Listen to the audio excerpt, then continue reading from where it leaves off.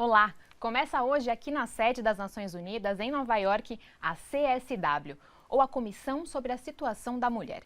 Para falar sobre esse evento e sobre os avanços feitos nos últimos anos para alcançar a igualdade de gênero em Portugal, a ONU News recebe Mariana Vieira da Silva, ministra de Estado e da Presidência do país. Olá, Mariana, tudo bom? Muito bom dia. Bom dia. Para começar, queria escutar um pouquinho de você. Qual que é a mensagem que Portugal traz para esse evento esse ano? Bom, este evento debate uma das transições que o mundo está a viver, a das alterações climáticas. E aquilo que nós sabemos é que nestas grandes transições sociais, duas coisas podem acontecer: aprofundarmos as desigualdades que já existem ou contrariarmos as desigualdades que já existem.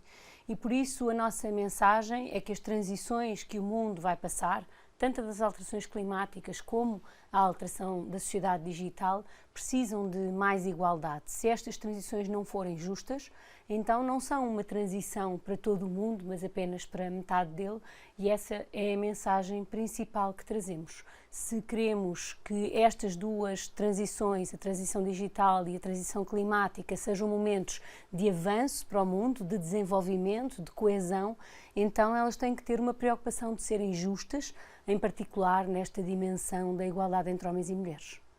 Bacana.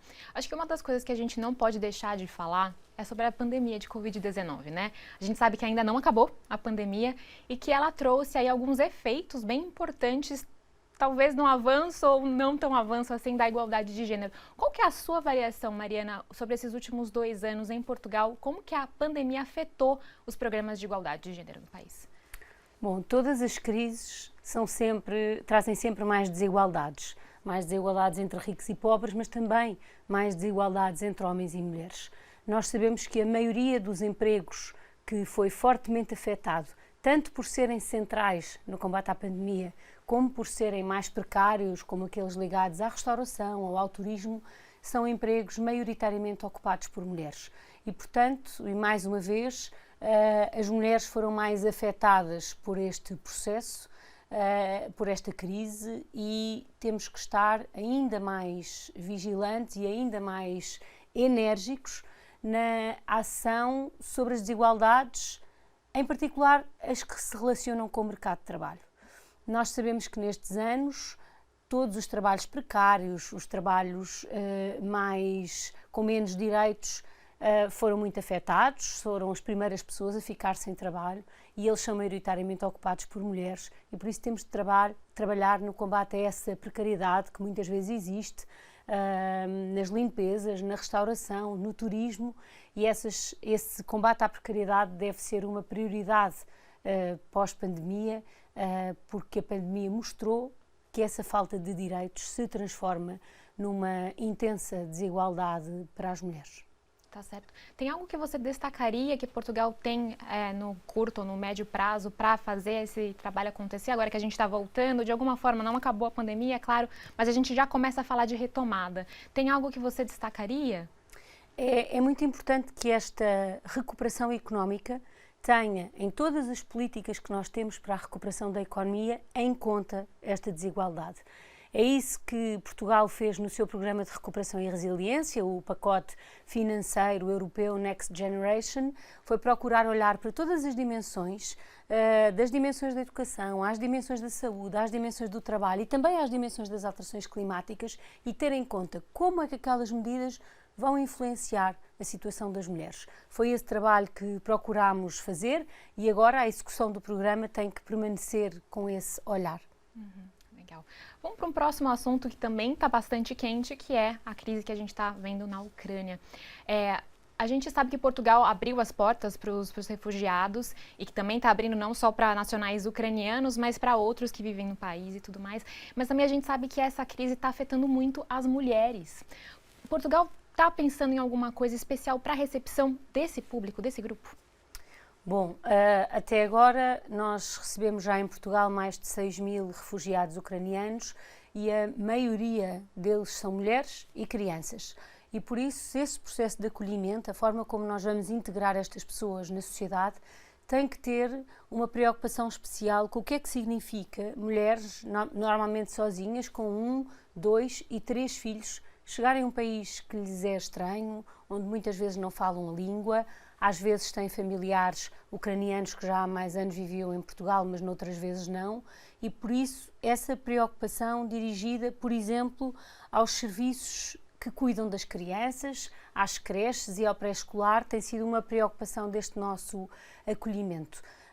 Todo este processo tem sempre que ser acompanhado de muito apoio social e também psicológico. Estas pessoas passaram os últimos dias das suas vidas num profundo choque que nós nem conseguimos imaginar, e por isso esse acompanhamento e esses programas muito dirigidos às mulheres, à situação de saúde em questão, muitas vezes mulheres grávidas que chegaram nos últimos dias, às consultas que temos que dedicar àquelas crianças que passaram, como nós vimos todos na televisão, muitas horas em pé a atravessar a fronteira. Essa tem sido a nossa preocupação inicial, e depois procurar a integração no mercado de trabalho, que sabemos que é sempre um elemento fundamental para integrarmos qualquer cidadão de qualquer sítio do mundo no nosso país. Certo. Vamos avançar aqui um pouquinho para nosso último bloco de perguntas. Eu queria fazer uma pergunta um pouco mais pessoal. Você é uma mulher jovem na política, numa posição bastante estratégica no governo português.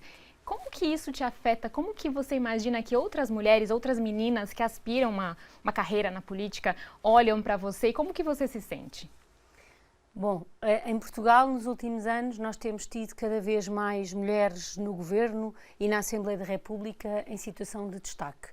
Mas não nos podemos esquecer que esta luta pela igualdade, não só ainda não chegámos ao fim dessa luta, porque ainda não atingimos essa igualdade, como em muitos países do mundo há um combate a estas medidas de igualdade e há um risco de retrocessos. E por isso é a nossa obrigação, é pelo menos assim que eu vejo, sentirmos que sempre que falamos, sempre que aparecemos, podemos ser esse exemplo para muitas meninas, para muitas crianças, raparigas que nos estão a ver, mas também para crianças, rapazes, que deixaram de imaginar um mundo em que todos os políticos que aparecem na televisão são homens. Ter sempre presente, sempre que falamos, que vivemos neste momento histórico em que fizemos muitos avanços, mas há ameaças de recuo, e por isso temos que falar sobre as desigualdades e mostrar que ainda somos uma minoria nos lugares de decisão, mas que trabalhamos para deixarmos de ser. Acho que é uma preocupação que devemos ter sempre. E, claro, fazer bem o nosso trabalho, fazê-lo com orgulho, para que esse possa ser também um exemplo a seguir. Para a gente encerrar, então, queria escutar qual que é a sua expectativa desses próximos dias que você vai estar aqui em Nova Iorque no evento. Bom, em primeiro lugar, o facto de termos este evento presencial ao fim de 2 anos em que ou não estivemos juntos ou só estivemos de forma digital é um momento singular, porque nos vamos reencontrar todos para partilhar estas experiências desta crise pandémica e a forma como afetou as mulheres em todos os países, e também olhar para este desafio, talvez o maior desafio da nossa geração, que é preparar o mundo para que seja mais verde, para combater as alterações climáticas, possa ser um tema que talvez nem sempre seja óbvio, mas uma área onde podemos falar também dos direitos das mulheres. Tá certo. Muito obrigada, Muito Mariana. obrigada. Muito obrigada por estar aqui com a gente hoje. Essa foi Mariana Vieira da Silva, ministra de Estado e da Presidência de Portugal. Obrigada. Muito obrigada.